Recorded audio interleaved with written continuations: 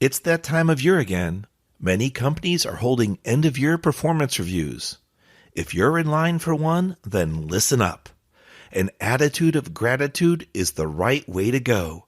Stay tuned to find out more. I was an engineer, and in 2008, lost my job due to the economic collapse. Jobs were scarce. I didn't know where to turn to get help updating my resume. Online services and coaches charge hundreds, even thousands of dollars. I took matters into my own hands and learned how to craft interview-winning resumes. Shortly later, I landed a job with a Fortune 500 company. I've helped many achieve similar success. Now I share my tips to create interview-winning resumes, interviewing excellence, and high-performance growth strategies on my podcast, Career Growth Made Easy.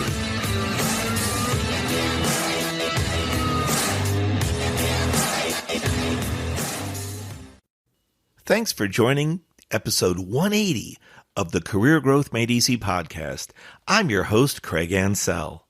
Today's show topic is a great one to explore during the holiday season: how to show your gratitude at work. Many companies are holding end-of-year performance reviews right now. If you're in line for one, I recommend you listen up. Why? Because an attitude of gratitude is the way to go. Sounds catchy, but there's a rhyme and a reason why I'm sharing this with you. Whether you plan to ask for a raise, go for a promotion, maybe lodge a complaint or two, this can help you achieve your goals. As we're approaching Thanksgiving, thanks is the number one focus for many. Yes, we're rushing around, shopping, preparing both for Thanksgiving and then eventual Christmas. Many times we're only able to do that if we count our blessings and our rewards. And you know what? I feel an end-of-year performance review is nothing different. Many of us may have difficult jobs, stressful jobs, overtime, weekends, night calls waking up in the morning, a number of things happening in our lives. Some of us, if we're working salary, may not feel truly compensated for all that extra time we're putting in. On one hand, we may be thankful to have our jobs. On the other hand, we may feel we're not appreciated enough. It can be hurtful, hurt us to the core in some situations when we're not recognized or appreciated.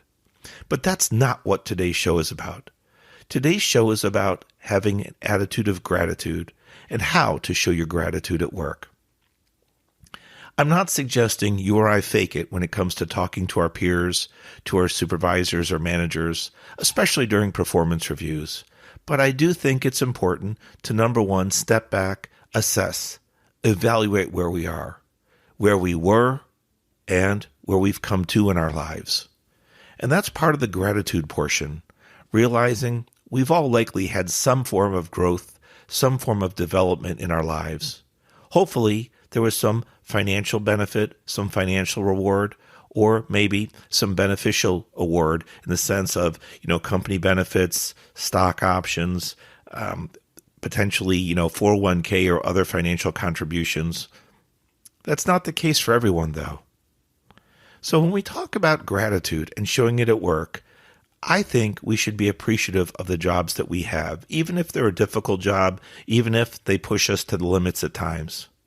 Hopefully, you're not pushed all the time. If that's the case, you could be worn down, run down, and stress can be a high factor in your life.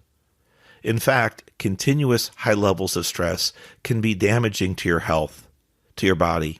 And enough studies have shown that if stress goes on, it can cause long-term, permanent effects. So monitor yourself and realize when enough is enough. For today's show, though, assuming that you're not in that stressful situation, you might want to flip the other cheek and show some gratitude at work. Talking about gratitude before you go into a task, it sets the framework. It lets the employer know that you appreciate them, appreciate their business, and the role that you play. It can also disarm them if they thought you were coming in with some tough statements or some big asks. That's called greasing the skids. setting things up, helping them move or flow in a better direction, at least hopefully. You don't want to push through your performance review and end up exhausted, frustrated, and not have an end in sight. On a prior show, I talked about having a goal, a vision, a plan. And I do feel that when it comes to being at work and having a performance review, potentially your end-of-year performance review, many people have commented on the show, as well as when I meet them in person, that they haven't talked to their supervision or management any time this year. They're lucky if they get their annual performance review. I think that's a challenging situation to be in because I feel we all crave attention. We all crave feedback, some of us more than others. If we don't have that feedback and if we don't get that occasional attention, that focus, then we may not always know if our ship is going in the right direction. We've got to kind of course correct, if you will, throughout our lives, and working in a job is no different. Whether it's your first job or you've gained several years of experience and you're becoming seasoned in your career, in your field. So with that said, I think regular, consistent feedback is important. Not all managers, not all leaders are familiar with that or versed in that. Some companies have a more hands-on approach, if you will. They get more involved with more communication, more guidance, more feedback, and some companies to a lesser extent.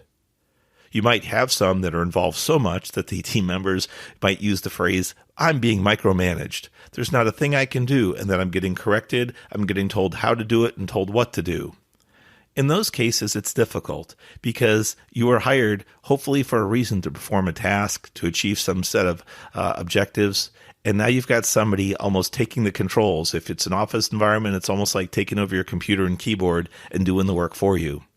You have to wonder then if you should be sitting in that chair or they should. Maybe in that case, as a side note, they're a recent promoted supervisor or manager, and they haven't learned how to let go yet. Maybe they have some struggles of their own, and just because they wear the title of supervisor or manager doesn't mean they're seasoned or experienced. And sometimes giving some people just a little bit of grace, a little bit of time just to fill their shoes, if you will, find their position, find their setting, might be good. But back to our show, how to show gratitude at work. We can all have difficult situations. God knows I've been there a number of times over my 30 plus years in working in various industries. But it really comes down to that time where you have the ability to sit down with your supervision or management and do your performance review. Hopefully it's on an annual or more frequent basis. And realizing that they should be focused, hopefully you've prepared and brought some key points to mind when you sit down with them. If you're going to have what I call an ask, then greasing the skids is something good to do. Set up the situation, set up the background, the environment for what you've performed, what you've excelled at this year, what you've accomplished. Perhaps your manager already knows these things, but it wouldn't hurt to discuss it with them so that they see the value that you bring to the table. From there then, if you're in agreement with what you've achieved and hopefully achieved it well, that would be a good time to put your ask in to your management. Maybe you want to move your position, your physical location in the office. Maybe you're looking for some more time working from home, an increased work from home ratio or alternate work location versus the office to cut down on travel. Are you interested in a pay increase? Maybe you're looking at company stock options. Maybe you'd like to see if your 401k or your retirement contribution match could be increased. How about some extra vacation time since you've put in so many hours on the weekend and nights? Just having these discussions put these thoughts into the minds of your management and helps them understand and confirm what you're seeing and what you're feeling. Now, there's a key point to this, though, that how you approach this situation with this factual information, it needs to be with a humble heart. That attitude of gratitude I talked about. It can be difficult to almost share this information without complaining about it or becoming defensive, almost remembering when you worked last weekend, it kept you up till 2 a.m, or I received so many phone calls that woke me up, I got a bad week or a bad month of sleep. And that can raise our emotions for many of us. I know I've had that happen to me. However, that brief moment you have or moments you have for that performance review would be a great time to take that pause that I've talked about, the powerfully placed pause, and just reconnect, collect yourself before you communicate out to your management during your performance review. They may even mention that they've known that you've had some disturbed sleep from the multiple calls, seeing the emails flowing at all hours of the night. And that might be the recognition that you need. Have them bringing that up and recognizing your skills, your capabilities, the fact that you went above and beyond. When you go through that performance review, that greasing the skids I talked about, setting up your examples of your success and the values you've brought to the company in the past 6 months or year, whatever the frequency was from or the duration from your last performance review, that really helps in setting things up for success. You don't want to have to push through your performance review and feel exhausted, tired, frustrated, and not have an end in sight. Feel like you're just kind of repeating yourself and boosting yourself up, lifting yourself up, and no one's listening. It's important to have the right story, and with gratitude and appreciation for working at your position and appreciating your leadership and the company, that can help you achieve some miraculous things. You don't need to overcome the resistance in the meeting or the pushback because you set the tables properly for that discussion. Setting the right tone for the meeting, having the end in mind, are ways to set yourself up for success in the new year to come. So, I ask you, as we start to close today's show, how to show gratitude at work. Step back and think about the benefits, the value that you have brought to your company, to the customer base, where you have potentially gone above and beyond. Not just met the requirements, but maybe pushed a little bit harder. We're thrown into situations that were difficult to work through. Possibly working overtime. If you're salaried, it may be unpaid overtime, and that's a difficult pill to swallow if it happens very frequently. How about those nighttime interruptions? How much have you worked on weekends? Do you happen to be the go-to person in your group?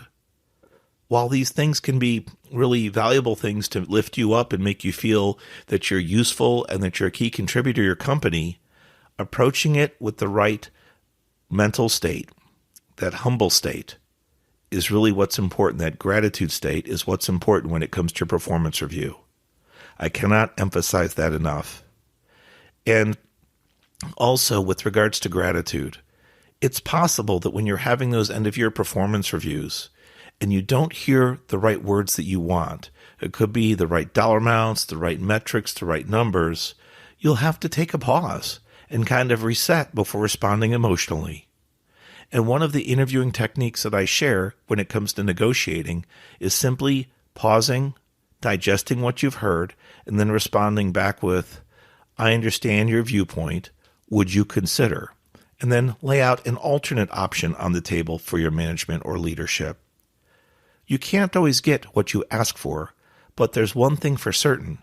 You do get 100% of what you don't ask for. Let me say that again. You get 100% of what you don't ask for, meaning don't ask, don't get. So, keeping an attitude of gratitude, showing it at work, not only during your performance reviews, but also during your daily routines, really is a key way to go if you're wanting to move up in your job profile and in your career. Don't forget, when you have those nights where you're woken up, you have to work some weekends or some overtime, hopefully it's paid, but not always, like I say, with salary, that attitude of gratitude can really come in handy. No one's going to be happy to say, hey, Craig, great to hear from you at 3:30 in the morning. I just got off work at midnight, right? But there are ways to kind of just take a deep breath, swallow our pride, and try to help out in these situations, especially if they're emergencies or emergent matters at work, right? No one was expecting them, and your name came up on the list, whether you were assigned on call that time period or you were simply someone that could be counted on, depended on to answer that phone call. There are different ways to look at things rather than being bothered and getting frustrated, but possibly being appreciated and being appreciative because you were the one that was called rather than someone else. Someone believed in you and that you could move the needle and help progress the problem forward to the point where there would be a solution and a resolution at hand. So, just a different way to think about things to potentially show your gratitude at work. I realized that I mentioned pauses being an important part of this conversation. Episode 51 is nicknamed Craig's 3P Rules, and that stands for Powerfully Placed Pauses. I recommend you listen to episode 51, which is a great complement to today's show. Thank you for listening to Career Growth Made Easy podcast. I'm your host, Craig Ansell. Please leave a review on Spotify, Apple, whatever player you use. We'd be honored to hear from you. We read each and every review to see how we can move the needle forward in your job search and your career. God bless. We'll talk next week.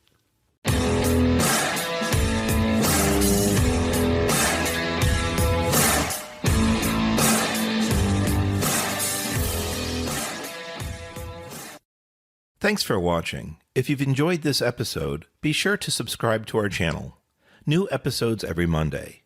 In the meantime, why don't you follow us on social media at Craig Ansell on Facebook, LinkedIn, and Instagram. To book a coaching appointment, download our free guides, or join our email list, check out the links in the description below.